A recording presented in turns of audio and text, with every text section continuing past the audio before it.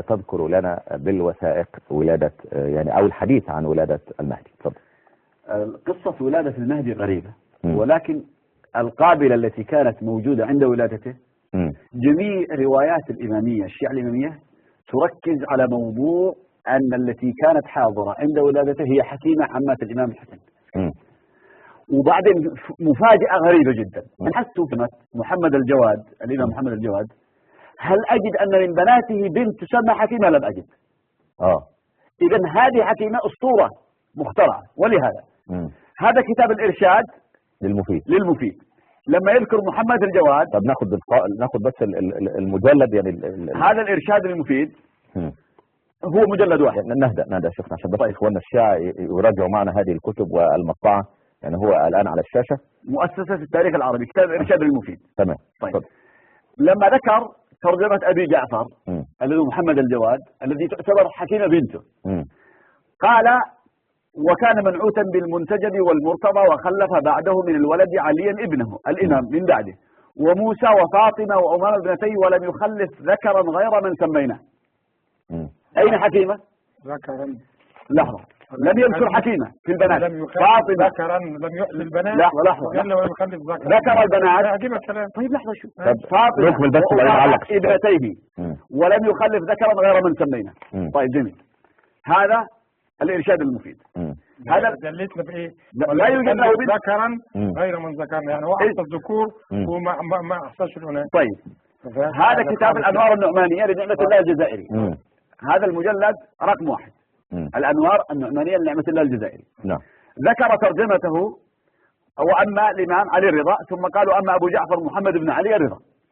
قال: وله من الأولاد علي ابنه الإمام وموسى، ومن البنات حليمة وخديجة وأم كلثوم، ويقال أنه خلف فاطمة وأمام ابنتيه ولم يخلف غيرهم. دول هي حكيمة. حكيمة واحدة ممن ذكرتها. لا ما ذكر حكيمة. لها اسمين. ايش هي؟ لها اسمين. يعني اسم دلع مثلا يا شيخ شاوي؟ يعني لما في روايات. لا علق بعدين. كشف الغمة في رواية أيضا قد ذكرت حكيمة لكن شكك فيها. طيب جميل. هذا كتاب حد يذكرها نشكك فيه. هو مش أنا، ليس أنا. هذا كشف الغمة للأفضلي. لما ذكر أولاده قال: وخلف بعده من الولد عليا ابنه الإمام من بعده وموسى وفاطمة وأمامة ابنتيه ولم يخلف ذكرا غير من سميناه إلى آخره. طيب جميل. هذه حكيمة. هذه الثلاث الكتب لم تثبتها أصلا. مناقب على بنت حاجة. هذه الكتب لم تثبت أنها من بناته ولم تنفيها. طيب جميل. هذا مناقب على أبي طالب لابن شهر أشوب المازندراني. ذكر حكيمة لكنه نقلا يشكك فيها. طيب لازم يشكك فيها. هو مو أنا ده ابن شهر أشوب، ده زعيم الشيعة يعني. طيب يقول: قال ابن بابوي: سمى المعتصم محمد بن علي وأولاده علي الإمام وموسى وحكيمة وخديجة وأم كلثوم. هنا ذكر حكيمة. ثم قال: وقال أبو عبد الله الحارثي خلف فاطمة وعمر فقط. يعني حتى لو قلنا أن حكيمة هذه مشكوك، هل هي بنته ولا ما بنته؟ إذا نخرج إلى نتيجة مهمة جدا، أن حكيمة هذه أولا لا توجد لعلي الجواد لمحمد الجواد بنت اسمها حكيمة.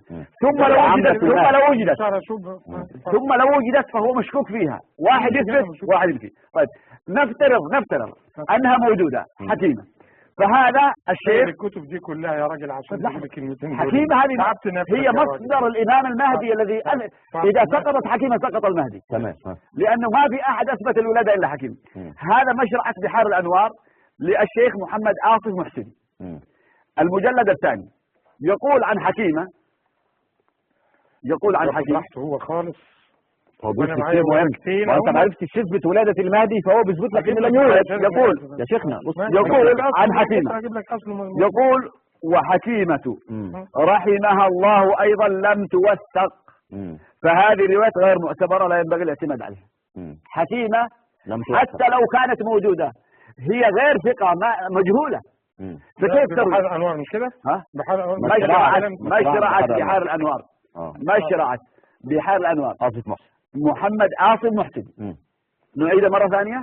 قال: وحكيمة ايضا كلها شيعيه لم توثق شيعيه فهذه الروايه غير معتبره لا ينبغي الاعتماد عليها. اذا انا اطلب من الشيعة شوف بقى التدليس ان هذا الكتاب فيه يعني كلمات كثيره تثبت حكيمه، ولكن طيب. ياتي علي بالجواز من منها العراق. بس. علي من العراق. يأتي السلام بالجواز عليكم منها ورحمه بس. الله. اخ علي السلام عليكم. وعليكم السلام. تفضل. وعليكم السلام ورحمه الله. انا اريد اسال الاستاذ خالد لو سمحت. تفضل. نعم. قبل يوم انتبهت على حلقه تفضل. يقول بانه هناك مهدي، يعني هو يقول احنا نعترف بالمهدي لكن غير مولود.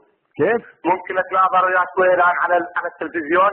تفضل انت. خلي صوتك واضح. اعيد السؤال بهدوء. بيقول لك انت تعترف بالمهدي لكن تقول غير موجود. انقطع الاتصال. اكمل يا شيخ خالد، ماذا تقول حول هذه الولاده؟ اذا لنا ثلاث مراتب. المرتبه الاولى يقول حكيمه غير موجوده. طيب ما المطلوب الان؟ ما المطلوب؟ ان يثبت لي حكيمه بالكتب هذا انها من بنات محمد الجواد. تمام. ثانيا اذا اثبتها يكون محل اتفاق، مش واحد يقول موجوده احد يقول غير موجوده، او خمسه قالوا مش موجوده واحد قال موجوده مشكوك فيها. نعم. لا تعتبر اصل. المرحله الثالثه ان يوثقها، ينقل لي عالم معتبر من علماء الحديث يقولون حكيمه التي روت قصه ولاده الامام المهدي ثقه، او ترجمتها كذا يعني توثيق ما يحتاج تكون ثقه، والا سقط المهدي.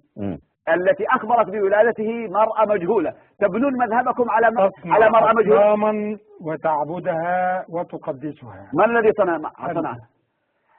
السامري او السمري الذي صنع لكم صنم الغيبة تعبدونه. ايه امرأة وتقول لي ده على يا اخي محمد، وتقول لي وثقها واذا اثبتها وثقها كان من نواب المهدي. نعم.